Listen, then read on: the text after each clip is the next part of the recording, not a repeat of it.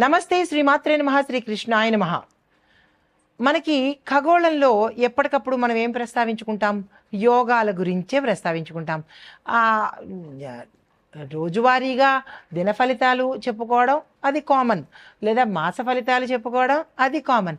కానీ యోగాల గురించి చెప్పుకోవడము, ఎవరెవరికి ఏ యోగం వర్తిస్తుంది, ఆ యోగంలో మేము ఏం చేయాలి, ఏం చెయ్యకూడదు, ఆ యోగంలో ఏం లాభాలు వస్తాయి అనే క్యూరియాసిటీ కానీ, అనే ఉత్సాహం కానీ, లేదా అంటే కొంత టెన్షన్ కానీ ప్రతి ఒక్కళ్ళకి ఉంటుంది కదా. అయితే దానికోసమే నేను ప్రత్యేకంగా యోగాల గురించి మాత్రమే మీకు తెలియపరుస్తాను.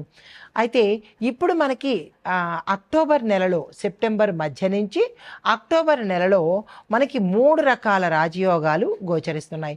అయితే ఈ రాజయోగాలు సెప్టెంబర్ నెల నుంచి అక్టోబర్ నెల, ఈ 40 రోజుల కాలము, 40 అంటే 12 తర్వాత 21 నుంచి, సెప్టెంబర్ 21 నుంచి అక్టోబర్ నెల మొత్తంగా, అనగా అక్కడ ఒక 30 రోజులు, ఇక్కడ ఒక 18 రోజులు, ఈ మొత్తంగా మనకి 48 రోజుల పాటు విశేషమైన ఫలితాలు ఇవ్వబోతున్నారు.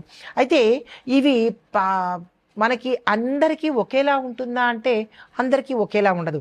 కొన్ని రాశులకి మంచి పరిస్థితులు, కొన్ని రాశులకి మిశ్రమ పరిస్థితులు, కొన్ని రాశులకి గడ్డు పరిస్థితులు ఉండే అవకాశం ఉంది. అయితే ఈ ఇంపాక్ట్ మనకి మనుషుల మీదైనా, లేదంటే దేశకాలమాన పరిస్థితుల మీద కూడా ఉంటుందా అంటే కనుక అందరి మీద ఉంటుంది. పశుపక్షాదులు, దేశం మీద, మనుషుల మీద, ప్రతి ఒక్కళ్ళ మీద ఆ ఇంపాక్ట్ ఉంటుంది. మనుషులం కాబట్టి మనం తెలుసుకుంటాము. మరి పశుపక్షాదులు దేశానికి ఎలా తెలుస్తుంది అంటే, దేశానికి సంబంధించినటువంటి విషయాలు కూడా మన పంచాంగకర్తలు సవివరంగా తెలియచేశారు.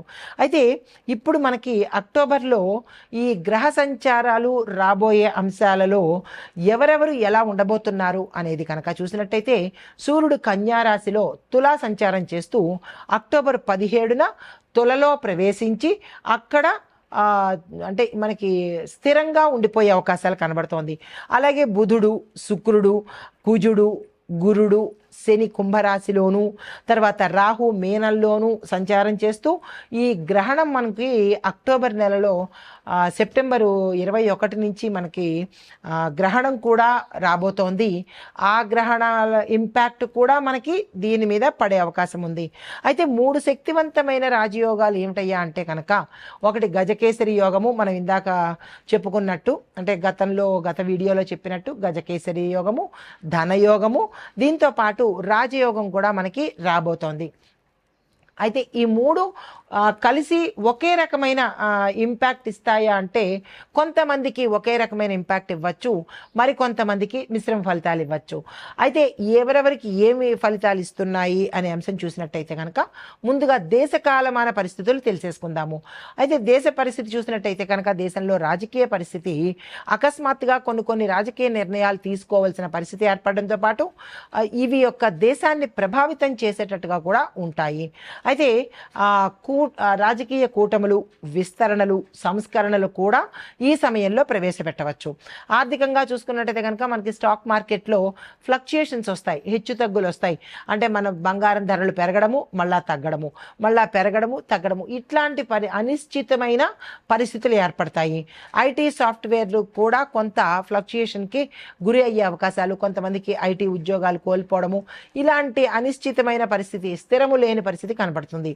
తర్వాత వ్యవసాయదారులకు చూసుకున్నట్టయితే కనుక కొంతమందికి స్థానికంగా, అంటే భూ ప్రాంతాన్ని బట్టి, వాతావరణాన్ని బట్టి వరి, పత్తి ఈ పంటలకు కొంత లాభము రావడంతో పాటు వరదల సమస్య కూడా వచ్చే అవకాశం కనబడుతోంది.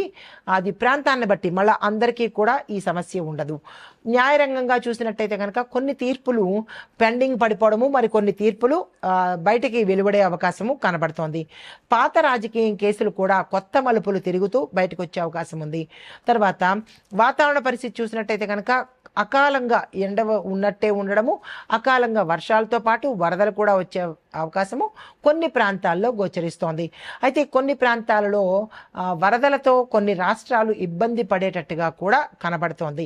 అయితే సామాజికంగా ఎలా ఉండబోతోందంటే, ఆధ్యాత్మిక పరంగా ప్రజలు ఎక్కువగా పార్టిసిపేట్ చేయడము, ఈ గ్రహణాలు, తర్వాత సూర్యగ్రహణము, తర్వాత రాబోయే చంద్రగ్రహణము, దీంతో పాటు అమ్మవారి ఉత్సవాలు, గణేష్ ఉత్సవాలు, ఇలాగా ఆధ్యాత్మిక పరంగా ప్రజలందరూ సంతోషంతో వాళ్ళ కష్టాలన్నీ పక్కన పెట్టి సంతోషంతో పార్టిసిపేట్ చేయడంతో పాటు దానికి సంబంధించినటువంటి పరిహారాలు చేసుకుంటూ అంటే ఒక ఆధ్యాత్మికమైన వాతావరణం అనేది కనబడుతోంది.